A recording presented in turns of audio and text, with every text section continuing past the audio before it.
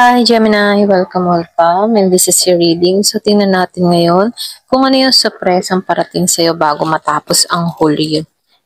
Give me the message for Gemini. Ano yung mga surpresang parating sa'yo bago matapos ang Hulyo? Give me the message for Gemini. Ano yung mga surpresang parating sa'yo bago matapos ang Hulyo? Give me the message for Gemini. Ano yung mga surpresang parating bago matapos ang Hulyo? So, nakikitaan ko dito selebrasyon, okay? Nakikitaan ko dito pakikipagkasunduan. Yung iba sa inyo, meron din collaboration na parating sa buhay mo na magbibigay sa iyo ng kasiyahan, kagalakan. So, nakikitaan ko dito kung ano man yung ise-celebrate nyo dito, no? Talagang buong pamilya ang magsasaya rito, okay? Pwedeng ito yung simula ng bagong kabanata mo. Nakikitaan ko rin dito, no? Pinag-iingat ka lamang dito, okay? Kumbaga sinasabihan ka dito, lahat ng mga nangyayari sa'yo, huwag mo munang i-share sa ibang tao, okay? Kumbaga hayaan mong pamilya na lang muna ang nakakaalam dito. So nakikitaan ko din dito, no? Yung iba sa inyo, maingat kang tao. Meron kang pinag-iingatan dito, no? Hindi ka basta-basta nagtitiwala. Meron kang tao dito na iniiwasan or pwede rin pinoprotektahan mo ang sarili mo mula sa tao na to, okay? So dito, nakikitaan ko dito na mahanap mo yung kapahingahan mo. Okay? Kumbaga, nakikitaan ko dito makakapag-relax ka na, makakatulog ka na ng maluwalhati. Kung nito mga nagdaang araw ay pakaramdam mo ay walang nangyayari sa'yo, sobrang stress ka, nakikitaan ko dito na makakatulog ka na dito ng maayos, magiging okay ka na. Okay? So nakikitaan ko rin dito, meron ditong bagong magmamahal na parating. So merong offer dito. Nakikitaan ko rin dito, no? Meron ditong tao na iaalay ang kanyang pagmamahal sa'yo. Iba sa inyo, no? Pwedeng bago to or pwedeng inaasahan mo tong tao na to. Nakikitaan ko dito na patungo to. Kung ikaw man nasa LDR situation, meron ka ditong kadiling na paisip. So nakikitaan ko dito handa na to. Meron tong i-offer sa'yo, meron siyang iaalok sa'yo. So nakikitaan ko dito hatid ito'y magandang kapalaran sa'yo. Okay?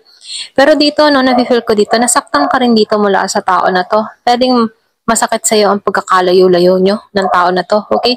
So, lumalabas dito, no? Iba sa inyo, pwedeng ex to, or pwede rin sabihin na meron lang tong mga nagawang pagkakamali sa'yo, okay, na kung saan na nasaktan ka dito. Pero nakikitaan ko dito, bago matapos ang Hulyo, so magsusupresa to sa'yo, okay? Ayan, pasensya na naputol tayo. So, nakikitaan ko dito, no, yung iba sa inyo, meron dito magbabalik mula sa nakaraan. Nakikitaan ko dito nagbigay ito ng pasakit sa buhay mo. Pero nakikitaan ko dito yung pakikipag-ayos ng tao na to, okay? So nakikitaan ko rin dito, siya yung tipo ng tao na kuripot kung meron kang ganun person, ano, or meron kang kilalang ganito. So nakikitaan ko dito yung pakikipagkasundo ng tao na to. Meron tong iaalok sa'yo. Yung iba sa inyo pwedeng trabaho or pwede ring pagkakakitaan or pwede ring meron lang tong i-offer sa'yo na kung saan ano, pwedeng gusto ng tao na to na makuha muli yung loob mo. So dito, no, nakikitaan ko dito, marami na tong ipon, okay? Sa pagiging kuripot nito, nakaipon to. Give me the message.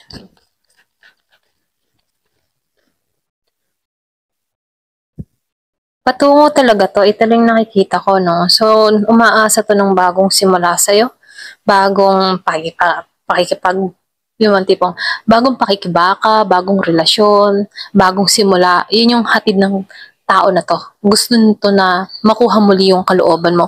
Gusto ng tao na to ng renewal sa'yo. Okay? So, biglaan to, hindi mo to inaasahan. Bigla to magpaparamdam. Pwede rin sa mensahe, sa message, or pwede rin sabihin sa email, okay, text, mga ganun, no? Bigla tong magme-message tayo. So, dito, no, ngayon handa na to. Handa na to, hindi na to pawishiwashi. Kumaga, pwedeng umidad na to or pwede rin nag-matured na to. Pwedeng ikaw na yung napili ng tao na to, okay? Sa panahon ngayon, handa na tong tao na to. Ito lang yung nakikita ko. Give me the message.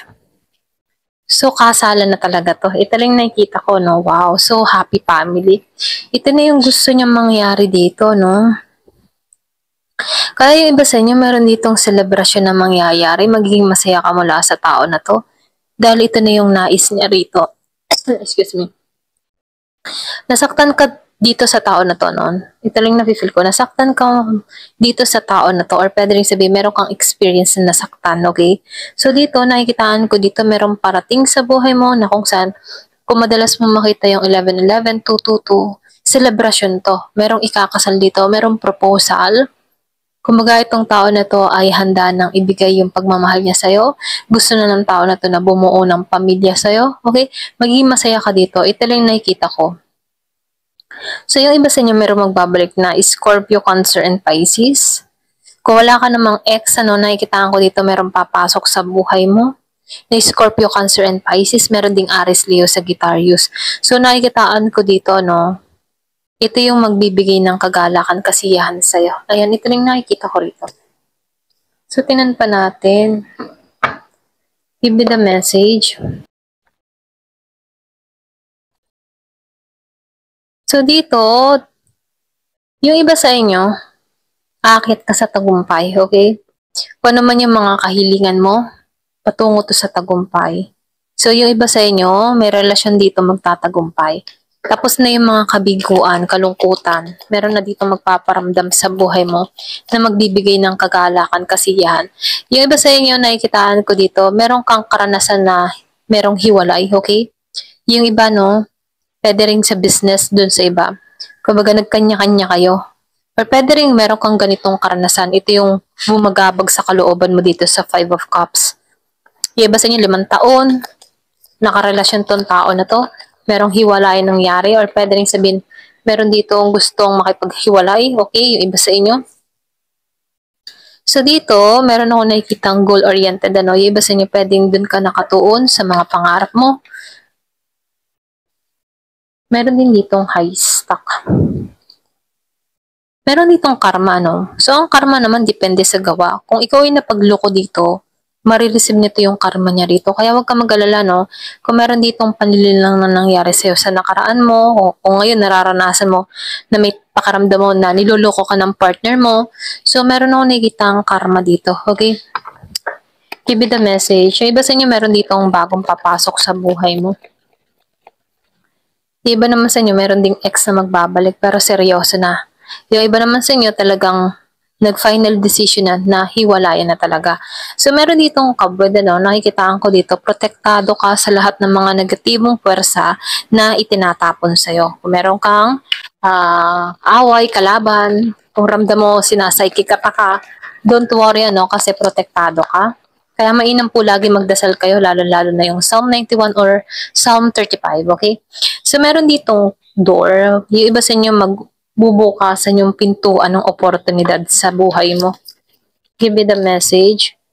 Wow. So, nakikitaan ko dito, uuulanin ka ng oportunidad. Yung iba sa inyo, pwedeng trabaho, pwede rin bagong pakikipagsapalaran, bagong pag-ibig. Kumaga, sabay-sabay na darating sa buhay mo. Kaya dito, meron ditong selebrasyon. May kasiyahan, kagalakan, lumalabas. So, confirmation, magiging masaya na yung buhay mo rito. Hindi na katulad ng nakaraan mo na nasaktan ka dito. Kaya dito, sinasabihan ka dito na hayaan mo na yung karma yung kumilos dito, Hayaan mo, ipagpasa Diyos mo kung ano man ang naging atraso ng tao na to sa'yo. Kasi dito, nakikitaan ko dito, panahon mo na umakyat, okay? Ito na yung start. Magbubukasan na yung pintuan ng oportunidad sa'yo tungo sa tagumpay. Aakyat ka ng tagumpay. Give me the message. So, yung iba sa inyo, pwedeng meron kang naging issue na tao na mahilig sa sexual. Iba sa inyo, pwedeng ito yung naging dahilan kung bakit nagkaroon kayo dito ng broken or pagkasira ng tiwala. Pero nakikitaan ko dito, nasa tamang path ka, okay? Na kung saan, andito ka sa moment na pinaglalabanan mo lahat ng mga problemang dumarating sa buhay mo, tinatahak mo yun, matuwid na landas, okay? So, nakikitaan ko dito, meron kang malayong kaibigan na sumusuporta sa'yo. Kapag andyan siya para sa'yo. So, nakikitaan ko dito, meron kang kaibigan na nasa malayo, na sumusuporta sa'yo. Iniisip ka ng tao na to, okay? Give me the message. So, dito, merong November.